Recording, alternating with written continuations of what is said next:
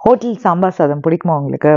அப்போ ப்ரெஷர் குக்கரில் ஈஸியாக பண்ணுறதுக்கு 1 டேபிள் ஸ்பூன் கடலை எண்ணெய், 1 டேபிள் ஸ்பூன் நல்லெண்ணெய், 1/2 டீஸ்பூன் கடுகு, 1/4 டீஸ்பூன் வெந்தயம், 1/2 டீஸ்பூன் சீரகம் பொரிய விட்டுட்டு கொஞ்சம் கறிவேப்பிலை, 2 வரமிளகா போட்டு 6 சின்ன வெங்காயம், 1/2 பெரிய வெங்காயத்தை சேர்த்து பச்சை வாசனை போகிற வரைக்கும் வதக்கிட்டு கேரட், உருளைக்கிழங்கு, வெண்டைக்காய், கத்திரிக்காய், கேப்சிகம் நல்லா மிக்ஸ் பண்ணி விட்டுட்டு ஒரு பெரிய நாட்டு தக்காளி ஆட் பண்ணிட்டு 1/4 டீஸ்பூன் மஞ்சள் பொடி போட்டு 1 டேபிள் ஸ்பூன் சாம்பார் பொடி 2 மினிட்ஸ்க்கு வதக்கிக்கோங்க.